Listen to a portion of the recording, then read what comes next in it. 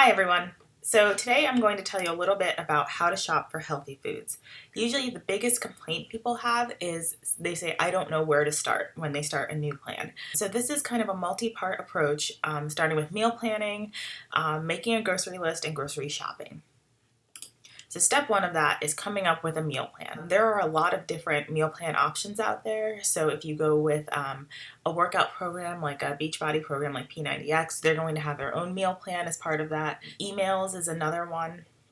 It's $6 a month. And that one has a lot of success, and they also will give you a grocery list that corresponds to the meal plan so that you don't have to come up with that yourself. There's a food planner app available on Android for about $4 per meal plan, and then you can kind of pick and choose which ones you like. And there's also something called 8Fit Workout and Meal Plans, and that's another app. And for about $60 a year, you can get workout plans, meal plans, and a personal coach to help you through that process. All of those options are great, and they all cost money.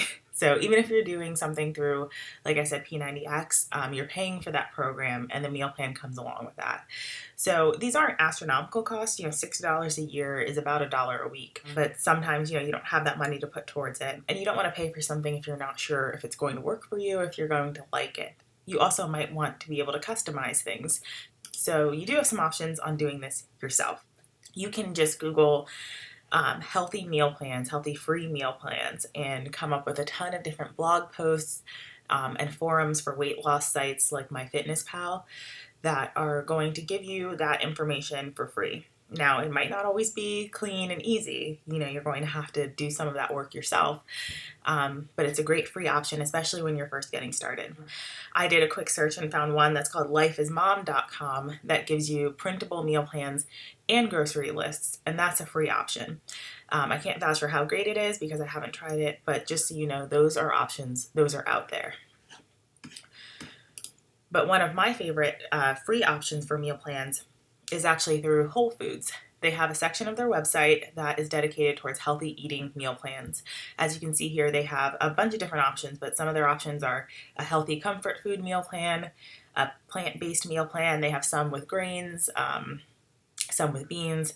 So these are all free, and they're all great meals, and all of the ingredients there can obviously be found at Whole Foods.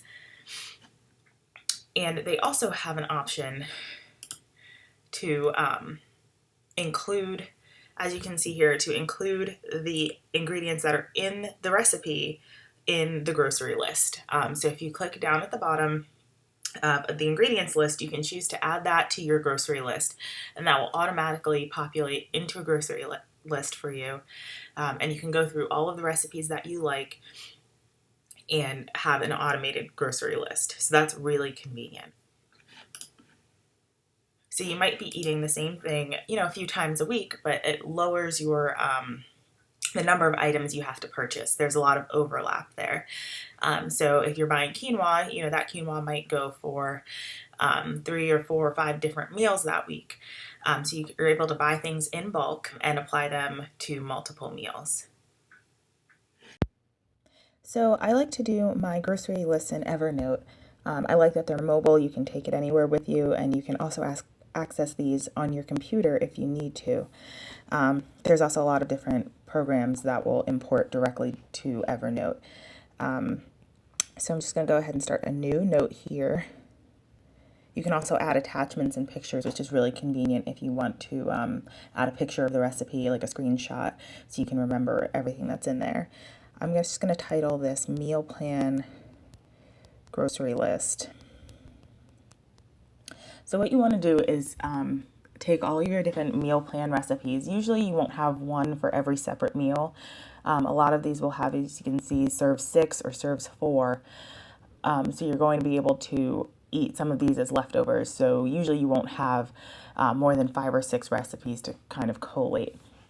And you're going to want to go through the ingredients list and pick out things that are the same and just make sure you get enough of them. So you can see that lentils are actually in both of these recipes, 1 cup in each. So you just going to want to make sure you get 2 cups of lentils.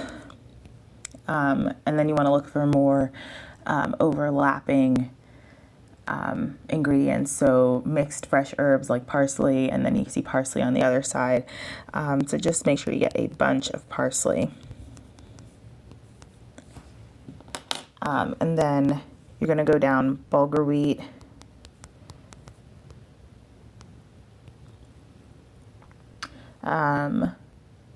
quinoa. Again, you can put amounts in here, but if they're, small amounts like 3/4 of a cup, 1 cup, those are going to be a normal package size or less than a normal package size. Mushrooms, onion, apple cider. And again, some of these might be things that you already have in your pantry, like sea salt. I'm not going to bother to put on the list. I know I have that at home. But oats is something I don't have, so I'm going to add that to the list. Red bell pepper, and I've already got the parsley on there. And then we look at the other recipe here, and we're going to need some kale, and then a protein. This is where, you can really customize whatever protein you want. I know I have some proteins at home, so I'm not going to add those. And this would be a great place to sort of double dip. And if you're making chicken later in the week, just buy more chicken so that you have enough for that and you're not buying a lot of different things. And then an avocado. And these liquid aminos are actually, they kind of taste like a soy sort of umami flavor, like soy sauce. And so what you can also do here, one thing I really like about using Evernote is you can add these check boxes next to ingredients. So once you've got them, you can then go ahead and check them off, which is really convenient. And it makes shopping a breeze. So before you leave your house, you need to come up with a game plan. That means making your grocery list, figuring out what store you're going to go to. I'm not going to get into, couponing and finding deals and things like that, but, have an awareness of what stores are around you that you can afford and what stores have the kind of ingredients you're going to be looking for. That's really important. And if you've made up your grocery list yourself using multiple recipes, you're going to want to put that in a format that you can access. That's going to be convenient while you're in the grocery store. So I like to use Evernote, which is a mobile app, and you can also use it on your computer. And I also like to put things in order of how they're going to be in the store. So I like to put grains together, vegetables together, fruits together. It makes the whole process a lot smoother, and I'll show you that here. So the next part of this that's important is coming up with a plan. You're going to want to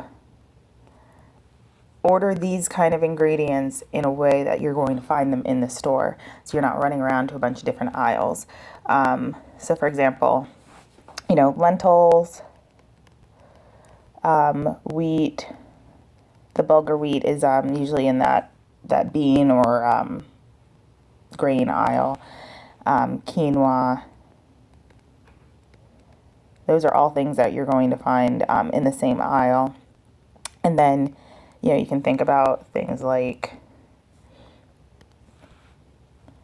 your produce, like the mushrooms, onions,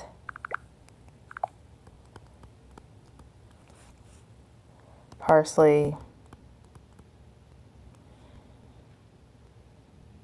kale, avocado. Those are all going to be together, along with the red pepper. And that's another reason I love these check boxes here, but because you can mark things off, and then I look and I realize, oh, I forgot oats, and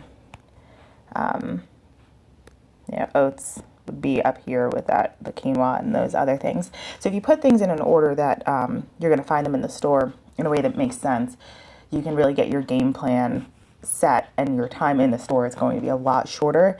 And you can also make sure not to miss things and forget things, because that happens because you're running back and forth across the store. So if you put things things alike where you're going to find them in the store, that will save you some time. So as you can see here, there's some aisles in the grocery store that run down the middle. You've got these aisles, and in these aisles you're going to find your things like chips, snacks, your processed foods, canned goods, which aren't always bad, but they are processed.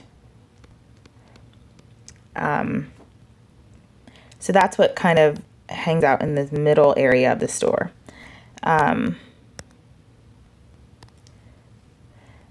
Then if you take a look